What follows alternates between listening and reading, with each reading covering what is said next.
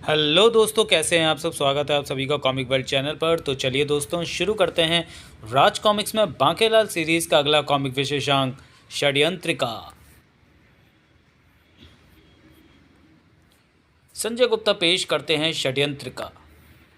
राजा, रानी, मंत्री, संतरी, सैनिक, बांकेलाल, दास, दासियां, दरबारी, सेनापति, प्रजा सभी रो रहे हैं, क्योंकि आज राजा विक्रम सिंह की स्वर्गीय माता रानी मटकलता की 25वीं पुण्यतिथि थी। विशालगढ़ की परंपरा अनुसार किसी भी राजकीय व्यक्ति की पुण्यतिथि पर 50 तक की गिनती तक विलाप करना आवश्यक था। 20, 21, 22। हम आपकी आत्मा की शांति के लिए प्रार्थना करते हैं माता श्री। हे माता श्री, देखो तुम्हारा पुत्र विक्रम सिंह तुम्हारे वियोग में किस प्रकार फूट फूट कर रो रहा है। अपने पुत्र को भी अपने पास बुला लो। 48, 49 और 50 टन। 50 की गिनती पूर्ण होते ही सेनापति एक घंटा बजाता था, जिसकी आवाज़ पूरे विशालगढ़ में गूंजती थी। इस घंटे का स्वर सुनते ही विशालगढ़वासी अपने अपने घरों से विभिन्न प्रकार के व्यंजन लेकर महल पहुंचना आरंभ हो जाते थे। महल में 56 प्रकार के लोग भोग पकवान बनाए जाते थे और उनका भोग रानी मटकलता को लगाया जाता था। माता श्री, भोग स्वीकार करें। सामने रख दो पुत्र, और इससे मेरा क्या होगा। और भोजन लाओ। बांकेलाल, माताश्री ने मुझे भोजन का थाल सामने रखने को कहा और भोजन लाने को कहा। और भोजन लेकर विशालगढ़वासी आ गए हैं महाराज। हम ये दिन कभी नहीं भूल सकते महाराज, क्योंकि मरते मरते रानी जी ने कहा था कि अगर उनकी पुण्यतिथि पर उन्हें ढेर सारा भोजन न खिलाया गया तो वो दोबारा जीवित हो जाएंगी। और पूरा विशालगढ़ जानता है कि अगर ऐसा हो गया तो अनर्थ हो जाएगा, क्योंकि रानी जी जब तक जीवित थीं पूरे विशालगढ़ में भुखमरी फैली रहती थी, क्योंकि विशालगढ़ का सारा अनाज तो रानी जी के पेट में चला जाता था। हाँ बांकेलाल, ये बात तो सच है। उस समय मुझे भी भरपेट भोजन नसीब नहीं होता था। तब मेरे साथी मुझे गिल्ली कहकर चढ़ाते थे। फिर बाद में सहपाठी मुझे प्यार से हाथी पुकारने लगे थे। हे, न जाने स्वर्गीय कहकर कब पुकारेंगे। वाह, क्या खुशबू आ रही है। बाकी तुमने कुछ सुना? माताश्री की प्रतिमा कह रही थी कि वाह क्या खुशबू आ रही है। महाराज, मुझे तो लगता है कि भोजन की सुगंध से आपकी भूख भड़क उठी है, इसलिए आपको भ्रम हो रहे हैं। आइए हम भी भोजन कर लें। ठीक है बांकेलाल, चलो। अरे ये क्या, पीछे से ये झूठे पत्तल किसने उछाले? और भोजन चबाने के चप चप के स्वर भी आ रहे हैं, मगर पीछे तो कोई भी नहीं है सिवाय इस मूर्ति के। तो क्या भोजन के पश्चात पत्तल मूर्ति ने उछाले हैं? किंतु मूर्ति भोजन का सेवन कैसे कर सकती है? भोजन का सेवन मूर्ति नहीं, मेरी माताश्री कर रही हैं बांकेलाल। किंतु हमारी उपस्थिति में अब माताश्री भोजन के पत्तल नहीं उठा रही हैं। तो फिर अतिशीघ्र यहाँ से चलिए महाराज। हाँ हाँ बांके, तुरंत चलो। और अब यहाँ कोई नहीं आना चाहिए। विक्रम और बांकेलाल के वहाँ से जाते ही, आज भर पेट खाऊंगी। मरने से पहले जितना खाना हो खा ले। तेरी पोल मुझ पर तभी खुल गई थी जब मैंने तेरे मुंह पर भोजन के कण लगे देखे थे। पता कौन है तू दुष्टा, और रानी मटकलता की मूर्ति का वेश धरकर यहाँ क्यों बैठी है? बताती हूँ, लेकिन पहले बाला पीछे करो और मुझे कुछ थोड़ा बहुत खाने को दो। चपड़ चपड़, तुम तो सारा भोजन खा गई, अभी तो मेरा नाश्ता भी पूरा नहीं हुआ। भोजन के उपरांत बिना डकार मारे ही मूर्ति बनी बैठी स्त्री ने कहना आरंभ किया। बांकेलाल जी, मैं एक निर्धन स्त्री हूँ। मुझे लोग षड्यंत्री के नाम से पुकारते हैं, क्योंकि मेरे पति का नाम षड्यंत्र है। आज से 5 बरस पूर्व मेरे पति षड्यंत्रक ने विशालगढ़ का तख्ता पलटने की चेष्टा की थी। ओह, ये तख्ता तो बड़ा भारी है, पलट ही नहीं रहा। और एक शाप के कारण मैं केवल उसी तख्ते पर बैठ सकता हूँ जिसे मैंने अपने पैसों से स्वयं ही बनवाया हो। यह तख्ता नहीं पलटा तो मैं अपना तख्ता यहाँ नहीं रख पाऊँगा और ना ही इस पर बैठ पाऊँगा। मेरे पति ने षड्यंत्र करके राजा विक्रम सिंह सहित महल के सभी लोगों को छुट्टियां बिताने के लिए वेल द्वीप पर भेज रखा था। जल्दी करो, तख्ता पलटो, अन्यथा कहीं राजा वक्त से पहले आ गया तो हमारी खैर नहीं। किंतु दुर्भाग्य से वेल द्वीप राजा विक्रम सिंह के वहां पहुंचने से पूर्व ही ज्वार भाटा में डूब गया और राजा पहले ही लौट आया। अरे कम्ब का षड्यंत्रक, तू मेरा तख्ता पलटने की चेष्टा कर रहा है? मेरे पति की तलाशी में उनके पास मिली पुस्तक, यह तो व्यंजन पुस्तिका है। व्यंजन पुस्तिका तो रसोइया के पास होती है। महाराज, यह व्यंजन पुस्तिका नहीं, षड्यंत्र पुस्तिका है। मैं दम आलू की विधि पढ़कर सुनाता हूँ। शत्रु का दम आलू बनाने के लिए पहले उसकी आंखों में मिर्चें झोंकें, फिर उसके सिर पर एक मजबूत डंडे से प्रहार करें।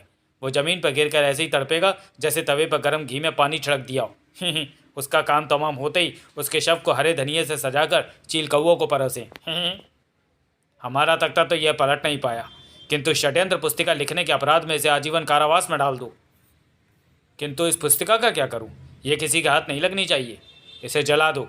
नहीं, षड्यंत्रिका को मैंने बड़ी मेहनत से लिखा है। मेरे पति को आजीवन कारावास मिल गया। तुमने षड्यंत्र करते समय यह भी नहीं सोचा कि तुम्हारे बाद मेरा क्या होगा? तुम्हारी तो संपत्ति भी महाराज ने जब्त कर ली है, अब मुझे कौन खिलाएगा? इतना सब बताने के साथ ही षड्यंत्री ने कहा, बाकेलाल जी, कई दिनों से मैंने भरपेट भोजन नहीं किया था। फिर जैसे ही मुझे पता चला कि ढल्लन कुमार रानी मटकलता की मूर्ति बना रहा है और उसे ढेरों भोजन का भोग लगेगा, तो अपने शरीर पर मिट्टी की परत लगाकर एक रात चुपके से मूर्ति के स्थान पर मैं आकर बैठ गई। बाकेलाल जी, कृपया मेरा भेद भेद ही रहने दें, अन्यथा महाराज मुझे भी आजीवन कारावास दे देंगे। ये षड्यंत्रक तो मेरे काम का आदमी साबित हो सकता है। ठीक है, तुमने मुझे बहुत सी लाभकारी जानकारियाँ दी हैं, इसलिए मैं तुम्हारी पोल पट्टी महाराज के सामने नहीं खोलूँगा। मैं तुम्हें यहाँ से भगाने की भी कोई ना कोई तरकीब सुबह तक सोच ही लूँगा। तब तक ऐसी पड़ी रहो। बाकेलाल का मस्तिष्क अब बड़ी तेजी से चल रहा था। हाथी के बच्चे ने अगर षड्यंत्रक की लिखी पुस्तिका षड्यंत्रिका को जलवा ना दिया होता तो उसे पढ़कर मैं उन षड्यंत्रों का प्रयोग मोटे मुच्छड़ के खिलाफ करता। आओ बाकेलाल विक्रम सिंह के पास पहुंचा। आओ बाकेलाल, तुम्हें तो पता ही है कि अपनी माताश्री की प्रत्येक 5वीं पुण्यतिथि पर हम कुछ ऐसे कैदियों की रिहाई करते हैं जिनमें कुछ सुधार आ रहा होता है। ऐसे कैदियों की रिहाई आज भी होगी। आओ हमारे साथ। मैंने सभी कैदियों के कार्यकलापों व उनके सुधारों की सूची बना ली है। इनमें से षड्यंत्रक कौन होगा? इसी सूची के आधार पर कैदियों की रिहाई होगी। ही। तो फिर सूची को पढ़ना आरम्भ करो। ही। महाराज, ये डाकू गुर्राट सिंह है, जिसे 5 बरस पूर्व पकड़ा गया था, किंतु जब से यह कारागार में आया है इसने एक भी डाका नहीं डाला है। क्या एक भी डाका नहीं डाला? ये तो सचमुच सुधर रहा है। इसे रिहा होने वाले कैदियों की सूची में डाल दो। वाह बेटे बाके, तुझे षड्यंत्र को छुड़ाना ही होगा। रघुकुल रीत सदा चली आई, प्राण जाई पर वचन जाई। अरे, इस साधु को कारागार में किसने बंद किया? महाराज, ये साधु नहीं है, ये मशहूर चोर चकल्लस राम है, जो किसी समय आंखों से काजल भी चुरा लेता था, किंतु जेल में रामायण पढ़ पढ़कर ये साधु बन गया है। अब तो रामायण इसे मुँह जबानी याद हो गई है। जामवंत के वचन सुहाए, सुनि हनुमंत हृदय अति भाए, तभी लगी मोही परखेहु तुम भाई। इसे भी मुक्त कर दो। महाराज, यह खून के अपराध में आजीवन कारावास का दंड भुगत रहा है। इसमें सुधार हुआ है नहीं, यह कैसे पता चले? यह मच्छर मार रहा है। इसका अर्थ यह हुआ कि इसकी हिंसक प्रवृत्ति अभी भी खत्म नहीं हुई। वाह बाकेलाल ने बिल्कुल ठीक पहचाना। इसे दंड भुगतने दो। और महाराज, इसे तो आप भी नहीं भूले होंगे, यह है षड्यंत्रक, जिसने आपका तख्ता पलटने की चेष्टा की थी और षड्यंत्र पुस्तिका भी लिखी थी। षड्यंत्रक, वो मारा। इसमें कोई सुधार नजर आया? केवल इतना कि अब ये अच्छे चाल चलन पर एक पुस्तिका लिख रहा है। षड्यंत्रक को ऐसा शोभा नहीं देता। 3 चीज़ें पर्दे में रहनी चाहिए: भोजन, धन व स्त्री। 3 चीज़ों का कोई समय नहीं होता: मृत्यु, ग्राहक और अतिथि। 3 चीज़ों को कभी छोटा मत समझो: कर्ज, मर्ज और फर्ज। 3 चीज़ें सभी को चाहिए: रोटी, कपड़ा और मकान।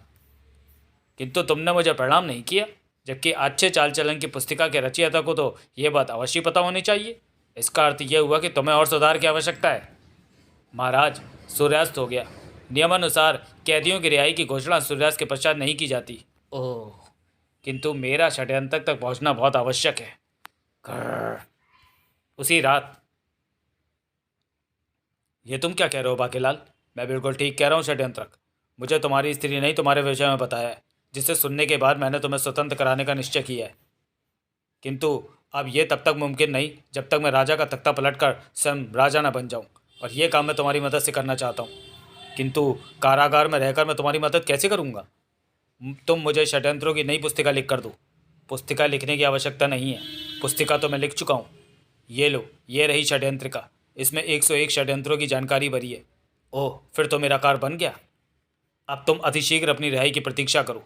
मेरे राजा बनते ही तुम बनोगे विशालगढ़ के सेनापति। बाकेलाल अतिशीघ्र अपने कक्ष में पहुंचा। अब तुरंत षड्यंत्रिका को पढ़ डालता हूं। अगले दिन समूचे महल में हंगामा मच गया। ये देखिए महाराज, सारा भोजन गायब है। हर ओर झूठे पत्थर, थाल व थालियां बिखरे पड़े हैं। हर कोई कह रहा है कि भोजन उसने नहीं खाया और मूर्ति भोजन खा नहीं सकती। इसका अर्थ हुआ कि माता श्री ने सारा ही भोजन ग्रहण कर लिया। ये आप क्या कह रहे हैं महाराज? हाँ सेनापति, हमारी माता श्री ने ही यह भोजन ग्रहण किया है। मैंने और बाकेलाल ने भी देखा था। किंतु महाराज, ये बाकेलाल जी कहाँ हैं? मैं भी तो यही पूछने वाला था। इसका जवाब मेरे पास है। राक्षस, राक्षस, हा हा हा हा हा। मेरा नाम जम है और बाकेलाल मेरे कब्जे में है। हा हा हा। सेनापति, इसे मौत के घाट उतार दो। सैनिकों, आगे बढ़ो। ठहरो, अगर किसी ने भी एक कदम भी आगे बढ़ाया तो बाकेलाल की ज़िंदगी संकट में पड़ जाएगी, क्योंकि सिर्फ मैं जानता हूँ कि बाकेलाल को मैंने कहाँ पर बंदी बना कर रखा है। अगर यहाँ मुझे कुछ हो गया तो बाकेलाल भी वहाँ भूख प्यास से तड़प तड़प कर अपना दम तोड़ देगा। किंतु तुम क्या चाहते हो? मुझे वो पेटू मूर्ति चाहिए। रानी मटकलता की आत्मा जहाँ भी होगी मैं उसे बुलाऊंगा और तब उसे मूर्ति में प्रविष्ट कराकर उसे जीवित करूंगा। उसके बाद संपूर्ण पृथ्वी पर मेरा शासन होगा। जो मेरा कहा नहीं मानेगा वहाँ भूख का आतंक मचेगा, क्योंकि सारा भोजन चट कर जाएगी रानी मटकलता की मूर्ति। सेनापति, क्या तुम्हारा दिमाग इस विपत्ति से निपटने की कोई तरकीब सोच सकता है?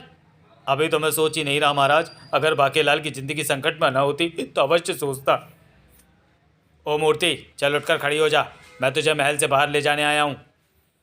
अरे, मेरी सास की मूर्ति तो सचमुच उठकर उसके साथ चल पड़ी। यह तंत्र मंत्र की शक्तियाँ जानता है। अगर हमने इसे रोकने की चेष्टा की तो यहाँ तबाही मचा सकता है। हा हा हा हा। बाकेलाल को छूट कर आने दो, फिर इसका प्रबंध करेंगे। इधर, तुम मुझसे घबरा तो नहीं रही? मैं राक्षस नहीं, बाकेलाल हूँ। पहले तो मैं भी तुम्हें देखकर भयभीत हो गई थी, किंतु फिर समझ गई कि तुम बाकेलाल ही हो, क्योंकि केवल तुम ही जानते थे कि मैं तुम्हारे आदेश पर उठकर तुम्हारे साथ चल सकती हूँ। अब तुम आराम से अपने घर जा सकती हो, किंतु जाने से पहले नदी में स्नान करके अपने शरीर पर चढ़ी मिट्टी हटा लेना। अब शीघ्र ही मैं तुम्हारे पति को भी स्वतंत्र करा दूंगा। चल बेटा बाकेलाल, झूठी कहानी का आधार तो बन गया। अब बुन ले षड्यंत्रों का जाल, जिसे तूने षड्यंत्रिका को पढ़कर तैयार किया है। फिर शीघ्र ही। महाराज, अरे बाकेलाल आ गया। बाकेलाल, तुम ठीक तो हो ना? मुझे तुम्हारी ही फिक्र हो रही थी। मैं तो ठीक हूँ महाराज, किंतु विशालगढ़ के साथ साथ पूरी धरती संकट में है और केवल 3 दिनों में ही हमें इस संकट को हल करना होगा। हम भी यही सोच रहे थे कि इस संकट से कैसे बचा जा सकता है। इस संकट से एक ही तरीके से बचा जा सकता है, और वो तरीका है दुष्ट जमाजम को ढूंढकर उसकी मंशा पर पानी फेर दिया जाए। किंतु हम उसे ढूंढेंगे कहाँ पर? जहाँ उसने मुझे कैद कर रखा था वहाँ पर उसने 4 स्थानों का नाम लिया था। वो इन 4 स्थानों पर हो सकता है। वो मूर्ति को लेकर वहीं पर गया होगा और उसे आपके सिवाय कोई अन्य नहीं मार सकता। तुम मुझे उन 4 स्थानों के विषय में बताओ। ऐसे दुष्ट को मैं स्वयं ही अपने हाथों से मारूंगा। इस अभियान में प्रत्येक पल मैं आपके साथ रहूँगा महाराज। मैं भी नहीं सेनापति, अगर तुम भी हमारे साथ चलोगे तो फिर यहाँ की देखभाल कौन करेगा? जब बाकेलाल मेरे साथ हो तो फिर भय कैसा? ठीक है महाराज, जैसी आपकी आज्ञा। जल्द ही। महाराज, हम पहले स्थान यानी नारियल द्वीप के निकट पहुंच चुके हैं। ओह, नौका भी खड़ी है। नारियल द्वीप पर जाने वालों के लिए विशेष सूचना। कृपया नौका पर एक समय में 200 सेर से अधिक भार न ढोएं, अन्यथा ये डूब जाएगी। महाराज, इस सूचना पट पर लिखी सूचना के हिसाब से नौका पर सवार होने से पूर्व हमें अपने अपने वजन तोलने होंगे। पहले मैं अपना भार तोलता हूँ, आप दूसरे पल्ले पर बांट रखें। बाकेलाल, तुम्हारा वजन तो 45 सेर निकला, जिसमें से 5 सेर भार तुम्हारे कपड़ों व जूतियों का होगा। अब मैं आपका वजन तोलता हूँ, और ये 80, 90, पूरे 100। महाराज, आपका भार 200 सेर निकला। महाराज, मैं आपके साथ नारियल द्वीप पर नहीं जा सकता, क्योंकि यह नौका केवल 200 सेर भार उठाने में ही सक्षम है। जबकि हम दोनों का कुल भार मिलाकर कुल भार बनता है 245 सेर। बाकेलाल, हम भी राजा ऐसे वैसे ही नहीं हैं। क्या मतलब महाराज? जवाब में राजा विक्रम सिंह ने अपने वस्त्र उतारने आरंभ कर दिए। बाकेलाल, तुम भी अपने वस्त्र उतारो। ये मोटू कर क्या रहा है? कहीं ये तैर कर जाने की तो नहीं सोच रहा? महाराज, नारियल द्वीप पर तैर कर पहुँचना असंभव है। मोटा अपने साथ मुझे भी ना मरवा दे। तुम वस्त्र तो उतारो, फिर बताता हूँ। विक्रम सिंह ने अपने सभी वस्त्र व जूतियाँ तराजू पर रखे और बाकेलाल, मेरे राजमुकुट, वस्त्रों और जूतियों का भार है 40 सेर। अब तुम भी अपने वस्त्र और जूतियाँ तराजू के पलड़े पर रख दो। वो मारा। बाके, तुम्हारे वस्त्रों और जूतियों का 10 सेर भार मिलाकर हो गए 50 सेर। इसका मतलब तुम्हारे शरीर का भार 35 सेर ही है, हमारी महारानी के भार जितना ही। अब इसमें से मैं अपनी तलवार उठा लेता हूँ। कर, जो कि 5 सेर की है। बाकीलाल को समझे, हम दोनों का कुल भार 245 सेर था, जिसमें से हमारे वस्त्र इत्यादि का 45 सेर भार घटाकर रह गया 200 सेर भार, और ये नौका 200 सेर भार ही उठा सकती है। यानी अब हम दोनों ही इस सफर पर सवार होकर नारियल द्वीप पर जा सकते हैं। बाकीलाल, कम से कम मेरे दिमाग की दाद तो दो। वाह महाराज, क्या दिमाग पाया है। मोटे मुच्छर फौजी लुच्चे लफंगे। पर हुण तेरा की होगा बाकीलाल, क्योंकि षड्यंत्रिका के मुताबिक मैंने षड्यंत्र तो रच दिया, तराजू और नौका भी लाकर रख दिए, 200 सेर वाली झूठी सूचना भी पट पर लगा लिख दी, ताकि मुझे इस मनुष्य के साथ नारियल द्वीप पर न जाना पड़े, जहाँ पर संध्या के समय भयंकर ज्वार भाटा आता है और उस द्वीप पर जो भी हो उसे अपने साथ बहा कर ले जाता है। फिर सुबह सब कुछ पहले की तरह सामान्य हो जाता है। किंतु मोटे मुच्छर ने दिमाग लगाकर मुझे भी साथ जाने पर विवश कर दिया। बाकेलाल बेटा, उस तीव्र ज्वार भाटे में तो तेरी चड्डी भी सरक जाएगी। बाकेलाल, नारियल द्वीप पर पहुंचने से पहले पानी में कूद कर किनारे की तरफ तैर ले, नहीं तो विशालगढ़ के सिंहासन पर तेरा शव ही बैठेगा। मन ही मन ये सोचकर बाकेलाल ने भोले शंकर का नाम लिया और आंखें बंद करके नौका से नीचे छलांग लगा दी। धाड़! ये छपाक के स्थान पर धाड़ का स्वर क्यों गूंजा? उठो बाकेलाल, नौका से कूदने की ऐसी भी क्या जल्दी थी? ओ, इसका मतलब मैं पानी में नहीं गिरा और हम नारियल द्वीप आ पहुंचे। सत्योनाश! बाकेलाल, नौका टूट गई। हाँ, नौका ऊपर से मजबूत और नीचे से कच्ची थी, ताकि तू यहाँ से भाग ना सके। बाकेलाल, यहाँ तो सिवाय नारियल के एक पेड़ के कुछ भी नहीं है, यानी यहाँ पर जम माता श्री की मूर्ति लेकर नहीं आया। मोटे, तू समझता क्यों नहीं मूर्ख कि मैं ही जम था। सूर्यास्त होने को है बाकेलाल, यहाँ रुककर अब क्या लाभ होगा? हमारे पास समय बहुत कम है, किंतु हम यहाँ से लौटेंगे कैसे? नौका तो टूट गई। क्या सूर्यास्त हो गया? बाकेलाल, तुम सूर्यास्त के नाम से तुम भयभीत क्यों हो गए? वो महाराज, मैं ये सोचकर घबरा गया था कि एक दिन निकल गया, अब हमारे पास जम को ढूंढने के लिए 2 दिन का समय शेष बचा है, जबकि हमारे लिए प्रत्येक पल बहुमूल्य है। ज्वार भाटा आने वाला है। वूम! ये तो ज्वार भाटा की आवाज़ है। सूर्यास्त होते ही ज्वार भाटा की विकराल लहरें उठती हैं और अपनी राह में पड़ने वाली प्रत्येक वस्तु को बाहर ले जाती हैं। ज्वार भाटा आ गया महाराज। क्या ज्वार भाटा? इस द्वीप पर बचने के लिए केवल नारियल का पेड़ ही है, क्योंकि यह आज तक न डूबा है न तेज़ लहरों से उखड़ा है। पर बाकी मेरे पाँव मेरे भारी शरीर के साथ रेत में धंसते जा रहे हैं और मैं भाग नहीं पा रहा। भागना तो पड़ेगा महाराज, क्योंकि मैं आपको उठाकर तो खड़ा भी नहीं हो सकता। फिर चलना या भागना तो बहुत दूर की बात है। बाके बेटा, चढ़ जा पेड़ पर। बाके होड़प्पा दी की हो। ज्वार भाटा के प्रचंड लहरों ने पूरे द्वीप पर पानी की चादर फैला दी। अरे बाप रे, इतनी ऊंची और विशालकाय लहरें! मोटे का तो नामो निशान भी मिट गया होगा। ओह, पूरा द्वीप पानी में डूब गया है और मोटा भी पानी में कहीं नजर नहीं आ रहा। बम मारा, मनुष्य को पानी बहाकर ले गया। बाकेलाल, तुम ठीक तो हो ना? अरे, ये तो मोटे की आवाज़ है। आवाज़ ऊपर से आ रही है, इसका मतलब मोटा सही जगह पर पहुंच गया, यानी ऊपर नरक में। मोटा पूछ रहा है तो जवाब दे देता हूँ। हाँ महाराज, मैं बिल्कुल ठीक हूँ, लेकिन ज्वार भाटा की लहरों ने आपको ऊपर पहुँचा दिया, इसका मुझे सख्त अफसोस है। ऊपर तो पहुँचा दिया, मगर और ऊपर यानी स्वर्ग में नहीं। अब ये सोचो बाकेलाल कि हम नीचे कैसे उतरेंगे? ये तो पेड़ पर ही अटका है और मैं समझ रहा था कि इसकी आवाज़ नरक से आ रही है। अबे लानती, कूद जा नीचे। सूर्योदय तक पेड़ पर लटके रहना उनकी व्यवस्था थी। बाकेलाल, मुझे तो भूख लगी है, नीचे मछलियों को भी लगी है। मोटे, अबे कूदता क्यों नहीं? तेरा सत्यानाश जाए कमबख्त। अरे वाह, नारियल ही नारियल, भूख और प्यास दोनों का इंतजाम हो गया। किंतु महाराज, इसे फोड़ेंगे कैसे? मैं बताता हूँ। आपका सिर नारियल से अधिक मजबूत है, इसी पर पटक कर फोड़ लें। नारियल को तो सिर पर तो फोड़ूंगा, किंतु अपने नहीं, तुम्हारे। वाह, नारियल चटक गया। बाकी तुम भी मुंह खोलो, थोड़ा नारियल पानी मैं तुम्हारे भी मुंह में टपका देता हूँ। अरे बाकेलाल कहाँ गया? बाकेलाल वहाँ नीचे गिरा पड़ा है। सूर्योदय के साथ पानी भी उतर गया है और पूरा द्वीप फिर से जल नजर आने लगा है। ची ची। राजा विक्रम सिंह भी आराम पूर्वक नीचे उतर आया। बाकेलाल, उठो, मैं तुम्हारे लिए भी नारियल तोड़ लाया हूँ। षड्यंत्रिका का षड्यंत्र बर्बाद हो गया। लो बाकेलाल, मैंने तलवार की नोक से नारियल में छिद्र भी कर दिया है। मीठा व निर्मल नारियल पानी पियो। दिल कर रहा है इस नारियल को तेरी खोपड़ी पर पटक दूँ मुच्छड़, मगर प्यास तो मुझे भी लगी है। एकाएक विक्रम सिंह की आंखें आश्चर्य के साथ फैल गईं। अरे, रेत में ये क्या चमक रहा है? बाकेलाल, ये तो हीरा है। यहाँ पर चारों ओर हीरे जवाहरात व माणिक बिखरे पड़े हैं। हीरे, वो भी इतने बड़े बड़े और बहुमूल्य? इतना बड़ा खजाना तो किसी राजा के पास भी नहीं होगा। हाँ, मेरा खजाना भी ऐसे 4 हीरों की कीमत के बराबर का होगा। यह खजाना अवश्य किसी समुद्री डाकू का होगा। बाकी यह खजाना मुझे तुम्हारे कारण मिला, ते फिर हुड़ दे पुच्ची। सत्यानाश, बेड़ा गर्क। बाकी अगर तुझे पता होता कि यहाँ रेत में इतना बड़ा खजाना दबा पड़ा है तो तू इसे यहाँ क्यों लाता? दोनों ने मिलकर सारा खजाना उस बक्से में भर दिया। फिर किंतु बाकीलाल, अब हम यहाँ से लौटेंगे कैसे? नौका तो है नहीं, किंतु तरकीब है, और अपनी जान बचाने के लिए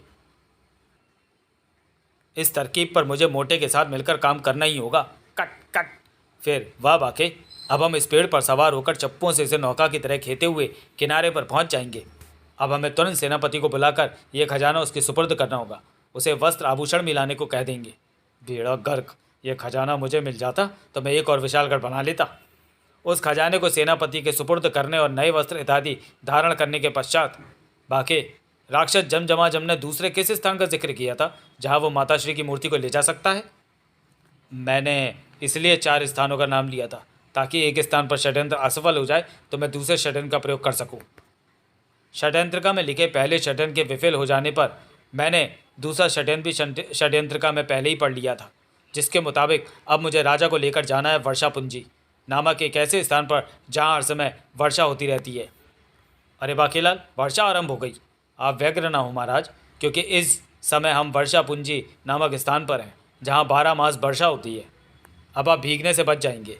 बस अब थोड़ी देर में हम जंजीरा पेड़ के पास पहुँच जाएंगे। जमजमाजम ने इस स्थान का नाम भी लिया था। षड्यंत्रिका के मुताबिक आसमान को छूते इस वृक्ष की विशेषता ये है कि इस पर जटाओं के स्थान पर जंजीरें उगती हैं। इसका ऊपरी हिस्सा हमेशा बादलों से ढका रहता है। वर्षा क्षेत्र में होने के कारण इस हिस्से पर वज्रपात होता रहा है। वज्रपात का असर लोहे की जंजीरों के कारण पूरे वृक्ष पर होता है। उस वक्त अगर कोई इन जंजीरों को छू ले तो वो सीधा स्वर्ग या नरक को प्रस्थान करता है। और मैं मोटे को उसी वृक्ष की शाखाओं का स्पर्श कराने जा रहा हूँ। बाकीलाल, जंजीरा और कितनी दूर है? बस महाराज, निकट ही है। जंजीरा निकट ही था। तुम ये कार्य कैसे करोगे तांत्रिक बाहुबल? हा हा हा। जंजीरा की शाखाओं में उत्पन्न होती खनक इस बात का प्रमाण है कि इस पर लगातार वज्रपात हो रहा है राजा घात सिंह, और इस वज्रपात का प्रयोग करके ही मैं राजा विक्रम सिंह को नेस्तो नाबूद कर दूंगा। वही तो मैं पूछ रहा हूँ कि कैसे? उसके लिए कम से कम राजा को यहाँ पर तो लाना ही होगा। नहीं, उसे यहाँ लाने की कोई आवश्यकता नहीं है। मैं इस वृक्ष की शाखाओं को वहाँ भेज दूंगा। मुझे लपेटू मंत्र पढ़ने दो। लट्टू की रस्सी, दही की लस्सी, मरे की बरसी, कफन को तरसी। जबकि वृक्ष के दूसरी ओर, ओ अद्भुत वृक्ष है, किंतु बाकेलाल यहाँ तो जमजमाजम है ही नहीं। किंतु महाराज, अभी अभी मुझे शंकर भगवान की भविष्यवाणी हुई है कि इस वृक्ष की जंजीर जमजमाजम की मृत्यु का शस्त्र बन सकती है। महाराज कृपया जल्दी करें, इससे पहले कि जमजमाजम हमें देखे। इस वृक्ष से एक जंजीर तुरंत तोड़ लें। ठीक है बाकेलाल, तुम कहते हो तो मैं जंजीर तोड़ लेता हूँ। हाँ हाँ, तोड़ मुच्छड़।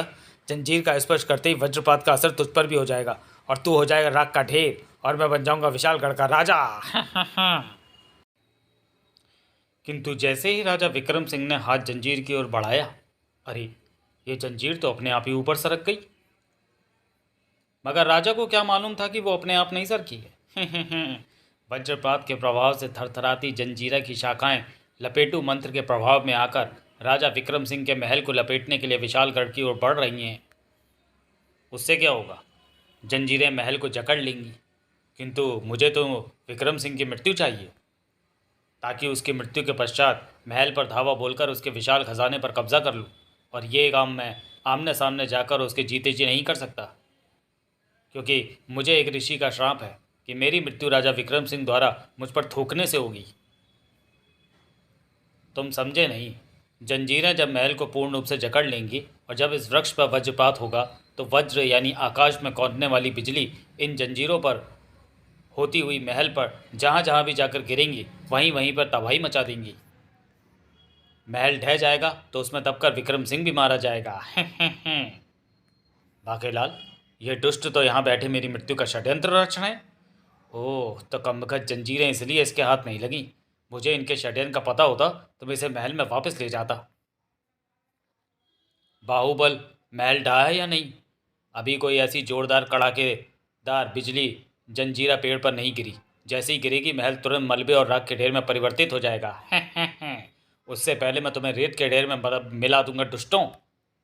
तुम कौन हो? जिसकी मृत्यु का षड्यंत्र रच रहे हो उसे नहीं पहचानते? राजा विक्रम सिंह। इसी के साथ बाहुबल, ये जंजीर तुम पर क्यों प्रहार कर रही है? बाकी जंजीरें में जो कि राजमहल को अपने शिकंजे में जकड़ चुकी थी, महल से खुलकर बाहुबल के शरीर से जा लिपटी। राजा घात सिंह, मुझे मेरे गुरु ने लपेटो विद्या सिखाते वक्त ही ये समझा दिया था कि जिस शत्रु के खिलाफ इस विद्या का प्रयोग करो उसके सम्मुख ना जाना, अन्यथा लपेटो मंत्र का असर उल्टा तुम पर ही हो जाएगा। बाहुबल देखते ही देखते राख के ढेर में बदल गया। दुष्ट राजा घात सिंह, अब बारी तेरी है, और अभी अभी तूने ही अपनी मृत्यु का रहस्य मुझे बताया था। सत्यानाश, ये उल्टी गंगा क्यों बह निकली? राजा विक्रम सिंह के मुंह से ये सुनते ही राजा घात सिंह की घिग्गी बन गई। नहीं, मुझ पर थूकना मत। महाराज, इस दुष्ट के कारण मेरी योजना का बेड़ा गर्क हो गया, इसे छोड़ना मत। राजा घात सिंह को मृत्यु अपने सिर पर नंगी तलवार की तरह लटकी दिखाई दी। मैं तुम्हारे थूक के दायरे में ही नहीं आऊँगा। ठहरो, उधर जंजीरा पेड़ की जंजीरें लटक रही हैं। मृत्यु के भय से आक्रांत घात सिंह ने जैसे सुना ही नहीं, और जंजीरों में कौन थी विद्युत ने उसे भी अपनी चपेट में ले लिया। बाकीलाल, यहाँ पर हमें जम तो मिला नहीं, किंतु 2 षड्यंत्रकारी मारे गए। अब तो मोटे को इस वृक्ष का रहस्य भी पता चल गया है। तो फिर बाके, अब हमें यहाँ से चलना चाहिए। किंतु अच्छा हुआ जो मैंने जंजीरा की जंजीर को स्पर्श नहीं किया, अन्यथा मैं भी राख के ढेर में बदल जाता। सोचने वाली बात यह है बाके कि तुम्हें ऐसी भविष्यवाणी क्यों हुई जिससे मेरी जान को खतरा था? महाराज, भविष्यवाणी ठीक थी, क्योंकि जब तक आपका हाथ आशीर्वाद की मुद्रा में इस पेड़ पर ना उठता, यह आपके शत्रुओं को नहीं जकड़ता। ओह, तो फिर जुम्मा चुम्मा दे दे। हम वर्षा पुंजी क्षेत्र से बाहर भी निकल आए। तुम कौन हो? रथ क्यों रोक रहे हो? हम भी तुम्हारी ही प्रतीक्षा कर रहे थे। हैं।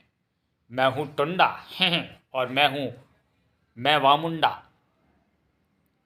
अप्पा दे नाल की कम है। हम नारियल द्वीप के खजाने के रक्षक हैं। उस खजाने को जो भी हाथ लगाता है, हम अगले दिन आकर उसे मार डालते हैं।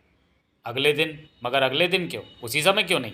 क्योंकि अगर उसी समय मारेंगे तो हमें नारियल के पेड़ के नीचे लड़ना होगा, और नारियल वृक्ष के नीचे हमारी शक्तियाँ क्षीण पड़ जाती हैं, और यहाँ कोई नारियल का पेड़ नहीं है। तुम दोनों ने खजाने को हाथ लगाया है, तुम दोनों को मरना होगा। मुंडा, ये सीकड़ी मेरा शिकार है। मैं इसे सख्तु तंत्र के प्रहार से पत्थर का बनाता हूँ, और मैं पेलू प्रहार से इस मोटे कद्दू को बनाता हूँ पिलपिला खरबूजा। किंतु लड़ाई से पूर्व हमें यह बताना आवश्यक है कि हमारी जान एक दूजे में है। टुंडा के जादुई प्रहार से बाकेलाल का हाथ पत्थर की तरह सख्त हो गया। मेरे प्रत्येक सख्तुवार प्रहार के बाद तेरा शरीर सख्त होता चला जाएगा, और अंत में तू बन जाएगा पत्थर का। मेरी बाजू भी सख्त हो गई है। ये मुसीबत कहाँ से आ गई? ये तो मुझे पत्थर का बना देगा। इधर मुंडा ने विक्रम की बाजू पर जादुई तंत्र प्रहार किया। ले देख, मेरे पेलू प्रहार से तेरी भुजा थोड़ी सी पिलपिली हो गई है। अरे हाँ, ये सच कह रहा है। दोनों शैतान बाकेलाल का शरीर सख्त और विक्रम सिंह का पिलपिला करने पर तुल गए थे। हम बाजू से आरंभ करते हैं। जब एक बाजू बेकार हो जाएगा तब दूसरे बाजू को बेकार करेंगे, फिर पूरे शरीर को। बाकेलाल, हुड़प्पा दी किए हूँ। जम का संकट अभी टला नहीं कि यह नया संकट आरंभ हो गया। इनसे निपटने की मुझे एक तरकीब सूझ रही है महाराज। टुंडा के पास शरीर सख्त करने की ताकत है और मुंडा के पास पिलपिला करने की। इस बार हम इनके वार बदल देते हैं, यानी मुंडा के प्रहार को मैं अपने बाजू पर रोकता हूँ और टुंडा के प्रहार को आप अपने बाजू पर ले लें। वाह बाके, इससे मेरी सख्त हो गई बाजू ठीक हो जाएगी और आपकी पिलपिली हो गई बाजू पहले की तरह सख्त हो जाएगी। वाह बाके, तुम्हारे दिमाग का जवाब नहीं, क्या तरकीब बढ़ाई है। मेरी बाजू पहले की तरह सामान्य हो गई। आए, ये दोनों तो बड़े चालू निकले, मेरी भी। तो फिर इस बार मैं इसकी खोपड़ी को ही पत्थर का बना देता हूँ। मैं भी यही चाहता हूँ, क्योंकि अब अपनी पत्थर जैसी खोपड़ी का प्रहार मैं करूँगा तेरे साथी मुंडा की खोपड़ी पर। थाड़ मेरा सिर पिलपिला होकर कंधे पर झूल गया। ये रबड़ जैसा लचीला हो गया, किंतु अब यह रबड़ की तरह लचीला होकर और भी खतरनाक ढंग से प्रहार कर सकता है। बच्चों, सफलता के निकट आकर अब मैं तुझे अपना काम नहीं बिगड़ने दूंगा। तड़ाक! और अपने सिर से लपेट कर मैं तेरे नाक और मुंह बंद कर दूंगा ताकि तू सांस ही ना ले पाए दुष्ट। आ शीघ्र ही लो बाकेला, ये तो गया काम से। और चूंकि इनकी जान एक दूजे में, इसलिए एक के मरते ही दूसरा भी गिर गया। हमारी मृत्यु के साथ एक अच्छाई जुड़ी है, यानी जिनके हाथों हमारी मृत्यु होगी वो स्वयं अपनी मंजिल पर पहुंच जाएंगे। अरे हम यहाँ से गायब हो गए, अब कौन सी मुसीबत आने वाली है। बाकेलाल, ये हम कहाँ प्रकट हो गए? मुझे तो यह जहन्नुम लग रहा है जहाँ मेरी योजना की कब्र खुदी हुई है, क्योंकि मुझे अपने ठीक सामने दिखाई पड़ रही है रानी मटकलता की असली मूर्ति, जिसका स्थान षड्यंत्री ने ले लिया था। अरे बाकेलाल, ये तो माता श्री की ही मूर्ति है। और ये चारों तो वही कैदी हैं जिन्हें सुधार कार्यक्रम के तहत हमने मुक्त किया था। बाकेलाल, ये सचमुच माता श्री की आत्मा का आह्वान कर रहे हैं। एक जामुन काला, एक जामुन लाल, जो काला तो पेड़ पर, जो लाल वो थाल में, जो काला वो फल, जो लाल वो मिठाई। हमने बुलाई तो रानी मटकलता की आत्मा दौड़ी चली आई, और आत्मा आ भी रही है क्योंकि मूर्ति हिलने लगी है। आना न जाना बुरा है जमाना, हमने बनाया तेरे लिए बहुत सारा खाना। आना और खाना, फिर हमारे काम आना, हमारा धंधा जमाना। टुंडा मुंडा के वरदान से हम सीधे अपनी मंजिल पर आ पहुंचे। आत्मा रानी मटकलता की मूर्ति में आ रही है। मूर्ति जीवित होते ही हमारी गुलाम बन जाएगी। फिर हम सब मिलकर विशालगढ़ पर कब्जा कर लेंगे और विक्रम सिंह को कैद करके अपनी बाकी साथियों को भी छुड़ा लेंगे। खूनी खच्चर, जल्दी से जम को जगाओ। अगर जम ना होता तो हम इस मूर्ति को कभी भी जीवित ना कर पाते। उसी ने हमें इसकी विधि बताई है। ये तो बिल्कुल वैसा ही राक्षस है जैसा रूप मैंने धरा था। इसका नाम भी जम है। ये यहाँ कहाँ से आ मरा? भाके, वो देखो, जम भी यहाँ उपस्थित है। जम जाग चुका था। हे आखिर रानी मटकलता की आत्मा मूर्ति में आ रही है। अब इसकी मदद से मैं पूरी पृथ्वी को जीत लूंगा। तू पहले राजा विक्रम सिंह से जीत ले, बाकी पृथ्वी को बाद में जीतना। राजा विक्रम सिंह? महाराज, महाराज! नमक हरामो, मैंने तुम्हें सुधार कार्यक्रम के तहत मुक्त किया कि तुम अपना शेष जीवन आराम पूर्वक बिताओ, किंतु तुम तो कुत्ते की पूंछ की तरह निकले जो कभी सीधी नहीं होती। अब मैं इस दुम को हमेशा के लिए काट दूंगा। बाकी बेटा, सब उल्टा पुल्टा हो रहा है। अगर ये मूर्ति जीवित हो जाए तो कम से कम मनुष्य को तो मारेगी। इस प्रकार मैं विशालगढ़ का राजा बन सकता हूँ। जम हमें बचाओ। इसके कारण यज्ञ में व्यवधान पड़ने से मूर्ति में आत्मा भी पूर्ण रूप से नहीं आ पा रही है। यही अवसर है बाके, मोटे को यज्ञ कुंड में धक्का देकर तू भी जम को अपने विश्वास में ले ले, ताकि ये तुझसे प्रसन्न होकर तेरे प्राण बख्श दे। बाकेलाल ने पूरी ताकत लगा ली। मैंने गलत निर्णय ले लिया, मैं तो इसे हिला भी नहीं पा रहा। बाके, ये तुम क्या कर रहे हो? मुझे धकेल क्यों रहे हो? वो महाराज। बाकेलाल, तेरी इच्छा को मैं पूर्ण कर देता हूँ। विक्रम सिंह तो नहीं, किंतु उसकी तलवार सीधी यज्ञ कुंड में जा गिरी और इसी के साथ यज्ञ कुंड से अंगारे उछल उछल कर शत्रुओं को जलाने लगे। ये फिर उल्टा चक्कर चलने लगा। ओह बाकेलाल, तो तुम इसलिए मुझे यज्ञ कुंड की ओर ढकेल रहे थे। लो राक्षस जम, मैंने तुम्हारी गदा तुम्हारे हाथ से छुड़वा दी। गदा छूटी नहीं राजा, बल्कि मैंने छोड़ी है। क्योंकि मैं अपने शत्रुओं को ऐसे ही मारता हूँ। वो देखो, गदा पलट कर आएगी और तुम कहीं भी चले जाओ, ये वहीं पहुंचकर तुम दोनों की खोपड़ी के 1000 टुकड़े कर देगी। मेरे भी बाके हुड़ापादी की हो, वही तो मैं भी सोच रहा हूँ महाराज। गदा तीव्र रफ्तार से हमारी खोपड़ियों को अपना निशाना बनाने नीचे आ रही है। बाकेलाल सुनो, मेरी तरफ देखो। आए, तुम्हें कौन पुकार रहा है बाकेलाल? ये स्वर तो मूर्ति के मुंह से निकल रहा है। हाँ बाके, तुमने मुझे पहचाना नहीं? मैं षड्यंत्री हूँ, षड्यंत्रक की पत्नी जो रानी मटकलता बनकर ढेर सारा भोजन करने बैठ गई थी। उस वक्त मैं भी नहीं जानती थी कि पूर्व जन्म में मैं ही रानी मटकलता थी। उस वक्त तुमने जम का वेश धरकर मेरी मदद की थी, और अब तुम्हारी मदद करने का वक्त आया तो मैं भी ये अवसर नहीं चूकूंगी। किंतु तुम हमारी मदद किस प्रकार करोगी? तुम मेरी छाया में आ जाओ, गदा मुझसे टकराकर चकनाचूर हो जाएगी। बाके, जल्दी भागो, अपनी जान बचाने के लिए ऐसा तो अब करना ही पड़ेगा। तड़ाक! और गदा तो नष्ट हो गई, किंतु इसे क्या हुआ? मेरी जान गदा में ही थी। बाकेलाल, जब वो जम तुम थे तो तुम मुझे अलग अलग स्थानों पर उसकी तलाश में क्यों ले गए? वो महाराज। बेटा बाके, अपनी सफाई में जल्दी से इससे झूठ बोल। महाराज, अगर मैं ऐसा ना करता तो आपको नारियल द्वीप का खजाना ना मिलता, और ना ही 2 षड्यंत्रकारी आपके हाथों मारे जाते, और ना ही टुंडा मुंडा को मारकर हम यहाँ पहुँचते। तभी, अरे षड्यंत्री तुम यहाँ? हाँ बाकीलाल, मेरी पूरी आत्मा यहाँ आ चुकी थी। उसी का पीछा करती हुई मैं यहाँ आ गई। तो ये है षड्यंत्रक की पत्नी, षड्यंत्री जिसके कारण आज हमारे प्राण बचे। बाकी दे पुच्ची बेड़ा गर्क, सब कुछ उल्टा पुल्टा हो गया, मगर अभी भी मेरे पास षड्यंत्रिका है। षड्यंत्री के इस उपकार का बदला षड्यंत्र की रिहाई के रूप में उसे मिला तब। महाराज, मुझे यह जानकर कि आपके और बाकेलाल के कारण मेरी पत्नी पर आया संकट टल गया, बहुत प्रसन्नता हुई। मैंने ये तय किया है कि अब मैं अपना शेष जीवन विशालगढ़ के षड्यंत्रकारियों के खिलाफ षड्यंत्र बुनकर उन्हें पकड़वाने में लगाऊंगा। षड्यंत्रक, अब तो तुम समझ गए ना कि मैंने राजा बनने की बात कहकर तुमसे षड्यंत्रिका को क्यों हासिल किया था। अगर मैं ऐसा ना करता तो तुम मुझे षड्यंत्रिका कभी ना देते, और मुझे ऐसी षड्यंत्रकारी जगहों का भी पता ना लगता जहां पहुंचने पर महाराज को लाभ हुआ। पीड़ा कर्क, मैं समझ गया बाकी, और वैसे भी मैंने तुम्हें षड्यंत्रिका इसलिए दे दी थी क्योंकि वो तो महाराज ने पहले ही पड़ी हुई थी। क्यों महाराज, तुम ठीक कहते हो षड्यंत्रक। इसलिए तो मैंने तुरंत उस नौका पर जाने का रास्ता ढूंढ लिया था और जंजीरा की जंजीर को भी स्पर्श नहीं किया था। क्या? किंतु बाकी की प्रत्येक बात में कोई रहस्य या विशालगढ़ की भलाई छिपी होती है, इसलिए मैं वही करता गया जैसा बाकीलाल कहता गया। इसी बात पर बाके दे एक और पुच्ची। ओड़प्पा दी के होगा समाप्त। तो चलिए दोस्तों, वीडियो को यहीं समाप्त करते हैं और मिलते हैं बाकेलाल सीरीज के अगले कॉमिक विशेषांक स्वर्ग का सिंहासन में। तब तक के लिए धन्यवाद।